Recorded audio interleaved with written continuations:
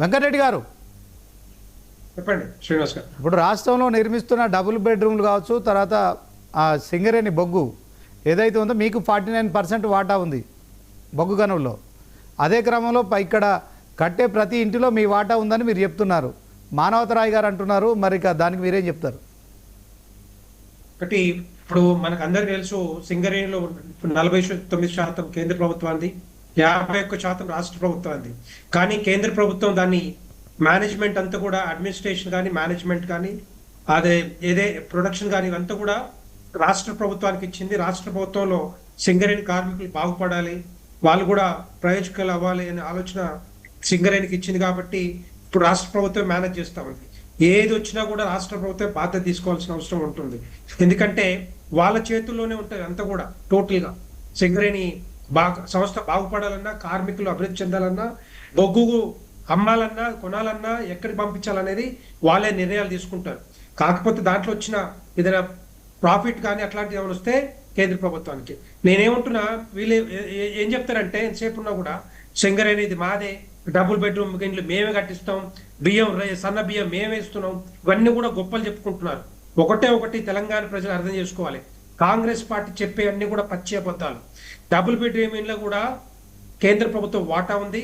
కేంద్ర ప్రభుత్వం నిధులు డైరెక్ట్ గా వీళ్ళే అడుగుతా ఉన్నారు, వస్తా ఉన్నాయి కూడా. దాంట్లో రెండో పాయింట్ ఏంటంటే సన్న బియ్యంలో కూడా కేంద్ర ప్రభుత్వం 5 కిలోలు ఇస్తే వీళ్ళు సన్న బియ్యం కాకుండా రేషన్ బియ్యం, వీళ్ళు సన్న బియ్యం కొంత యాడ్ ఇస్తా ఉన్నారు. దాంట్లో 5 కిలోలు ఇస్తే రాష్ట్ర ప్రభుత్వం కిలో ఇస్తా ఉంది. ఈవెన్ కేంద్ర బొగ్గు గన్లో కూడా ఏదైతే వాటా ఉందో వీళ్ళు ఎక్కువ శాతము వీళ్ళే వాడుకుంటున్నారు తప్పితే కేంద్ర ప్రభుత్వానికి ఏం చెప్పరు. అన్లెస్ అంటే బోర్డు మీటింగ్ లో ఒక క్లారిటీ వస్తే తప్పితే. ఎందుకంటే బొగ్గు గనుల శాఖ మంత్రి కిషన్ రెడ్డి గారు ఉన్నారు కాబట్టి మన రీసెంట్ గా కొన్ని ఇష్యూస్ వచ్చినప్పుడు బోర్డు మీటింగ్ లో ఏం జరిగింది, ఏం జరుగుతుంది, బొగ్గు మన సింగరేణిలో ఏం జరుగుతుంది అనేది మొత్తం కూడా ఒక క్లారిటీ తీసుకున్నారు.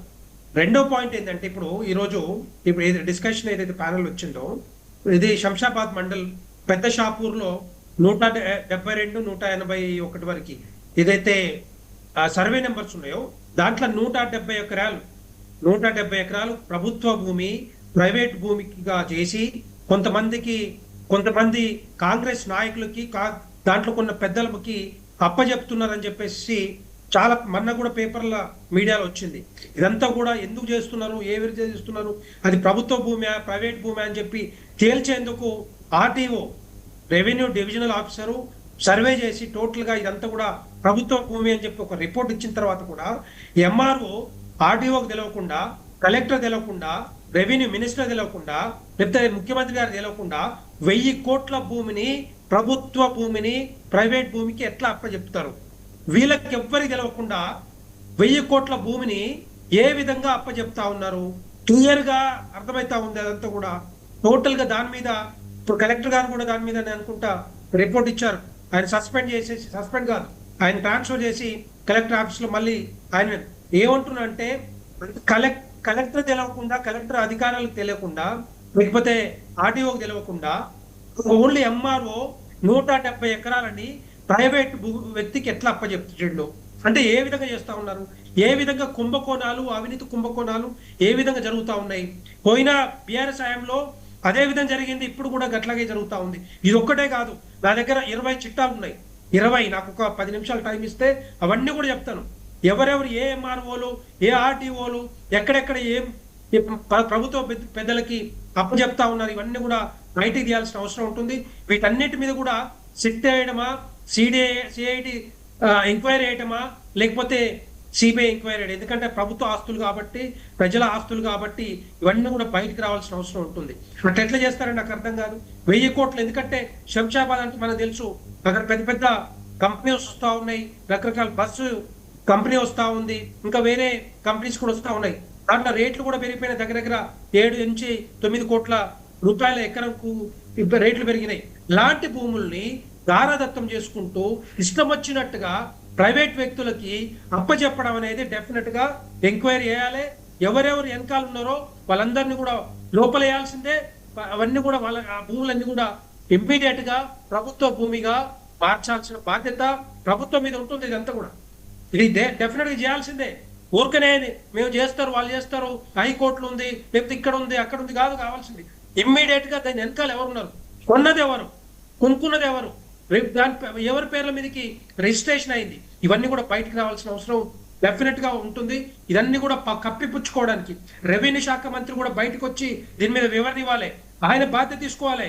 ఒక్క రూపాయి కాదు, 2 రూపాయలు కాదు, 1000 కోట్ల ఆస్తులు, 1000 కోట్ల సొమ్ము ఏ విధంగా దోచుకుంటారు, దోపిదారులు ఎవరు ఇక్కడ దీని వెనకాల. అదేవిధంగా లాస్ట్ బీఆర్ఎస్ టైంలో కూడా ఇట్లాగే జరిగింది. దగ్గర 40 లక్షల ఎకరాల ప్రభుత్వ ఆస్తులు భూములు ఉంటే దాంట్లో సగం భూములు భారదత్తం చేసి పడేశారు, ఎవరిని పడి దానికి రిజిస్ట్రేషన్ చేశారు, ఏది ధరని చూసుకొని. ఇప్పటి వరకు ఇదే మరి కాంగ్రెస్ పార్టీ చెప్పింది ధరని వచ్చిన తర్వాత విజిలెన్స్ ఎంక్వైరీ చేస్తాం, ఆ ఎంక్వైరీ చేస్తాం, ఇది చేస్తాం అంటే ఒక్కడు కూడా బయటికి రాలి ఇప్పటిదాకా. ఎన్ని ఎంక్వైరీ చేస్తారు, ఎవరిని లోపలేస్తారు, ఇంతవరకు ఎందుకు చేతకాట్లేదు మీకు, ఎందుకు గత ప్రభుత్వం లాగా ముందుకు వెళ్తా ఉన్నారు, ఓన్లీ స్టేట్మెంట్లు టీవీలలో స్టేట్మెంట్లు ఎందుకు ఇస్తా ఉన్నారు, ఎందుకు లోపలేకపోతా ఉన్నారు. ఇవన్నీ కూడా మీకేమన్నా మీకు కూడా ఏదైనా అండర్స్టాండింగ్ ఉందా, ఆ భూముల్లో మీరు కూడా ఏమైనా ఉన్నారా అని కూడా బయటకు పెట్టాల్సిన అవసరం ఉంటుంది. ఒక ప్రత్యేకంగా రిటైర్డ్ జడ్జి తోటి ఒక సిట్ వేసేస్తే, ఎందుకంటే ప్రభుత్వానికి తెలియవు, ప్రభుత్వానికి కూడా ప్రభుత్వం కాకుండా దీంట్లో ఇన్వాల్వ్ వెంకరెడ్డి గారు కమిషన్ వేస్తే డెఫినెట్ గా ఇవన్నీ బయటకు రావాల్సిన అవసరం ఉంటుంది. చెప్పండి వెంకరెడ్డి గారు, ఇప్పుడు ప్రధాని ఆవాస యోజన కింద మీరు అన్ని రాష్ట్రాలకు కూడా ఇల్లు లేని పేదలకు ఇల్లు నిర్మించుకునేందుకు మీరు సహాయం చేస్తున్నారు కేంద్రం నుంచి. సో ఈ 10 ఏళ్లలో మీరు తెలంగాణ రాష్ట్రానికి ఎలాంటి ఇవ్వలేదా? మానవతరాయ్ గారు అన్నారు ఇందాక, హైదరాబాదులో డబుల్ బెడ్రూమ్లు కేసీఆర్ ఎన్నికల్లో ఇచ్చిన హామీని నిలబెట్టుకోలేదని ఆయన ఆరోపిస్తున్నారు. మీరేమో అన్ని రాష్ట్రాలకు ఇచ్చినట్టు తెలంగాణ కూడా ఇచ్చినామని చెప్తున్నారు. తెలంగాణకి ఇచ్చిన క్రమంలో హైదరాబాద్లో ఎన్నిటికి ఇచ్చారు, తెలంగాణ రాష్ట్రానికి ఎన్ని ఇచ్చారు? ఇప్పుడు నాకు తెలిసి అయితే తెల్లాపూర్ దగ్గర కావచ్చు, తర్వాత అటు కోకాపేట దగ్గర కావచ్చు, డబుల్ బెడ్రూమ్లు ఇల్లు నిర్మించారు అపార్ట్మెంట్లో. ఆ టైంలో కొంత వాటిని పంపిణీ చేసారు, కొన్ని మిగతాయి పంపిణీ చేయలేదు. కానీ ఇప్పుడు పేదలకు ఇవ్వాల్సిన దాంట్లో కేంద్రం నుంచి అసలు మీరు ఏమైనా ఇచ్చిరా, ఇవ్వలేదా? దానికి ఏం చెప్తారు? ఒకటి శ్రీనివాస్ గారు, భారతదేశం అంతా కూడా దగ్గర ఒక 4 కోట్ల ఇండ్లు పేదల ప్రజలకు కట్టించాం ఇప్పుడు దాకా. కానీ తెలంగాణ రాష్ట్రం వచ్చాక బీఆర్ఎస్ పార్టీ హయాంలో కేసీఆర్ గారికి ఒకటే చెప్పాం, మీరు డబుల్ బెడ్రూమ్ ఇల్లు కట్టిస్తా ఉన్నాం, డెఫినెట్ గా కేంద్ర ప్రభుత్వం నుంచి నిధులు వస్తాయి పంపిస్తాం, మేము ఎట్టి పరిస్థితుల్లో కట్టించండి అంటే దగ్గర 5,000 కోట్ల రూపాయలు బీఆర్ఎస్ హయాంలో నిధులు వచ్చినాయి. 5,000 కోట్ల రూపాయలు. ఈ 5,000 కోట్ల రూపాయలు కూడా డైవర్ట్ చేసేసి మిగతా వాటికి ఉపయోగించుకున్నది తప్పితే డబుల్ బెడ్రూమ్లు ఎక్కడో ఒక దగ్గర కట్టి అవన్నీ కూడా శిథిలావస్థకు వచ్చినాయి. మొత్తం కూడా ఇప్పుడు మొత్తం కిటికీలన్నీ చదలబట్టాయి, గోడలు కూలిపోతున్నాయి, ఇండ్లు ఎవరికి కూడా అప్పచెప్పింది లేదు, ఎక్కడో ఒక దగ్గర 2 ప్లేసుల్లో చేసి తప్పితే మిగతా అన్ని కూడా ఎక్కడ పడితే అక్కడ ఉండిపోయినాయి. ఎందుకంటే ఆ టైంలో ఒకవేళ పేరు వస్తుంది కేంద్ర ప్రభుత్వానికి కానీ భారతీయ జనతా పార్టీ కానీ ప్రధానమంత్రి నరేంద్ర మోడీ గారికి పేరు వస్తున్న ఆలోచనతోటి ఆ పేర్లు అది గట్టించకుండా పేద ప్రజల్ని నిండా ముంచింది ఆ రోజు కేసీఆర్ ప్రభుత్వం.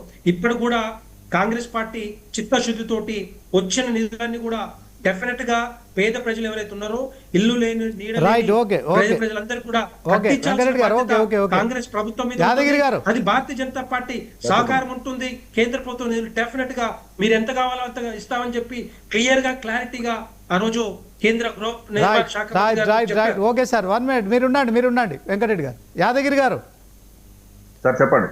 గ్రేటర్ పరిధిలో మీరు ఎన్ని ఇల్లు నిర్మించారు?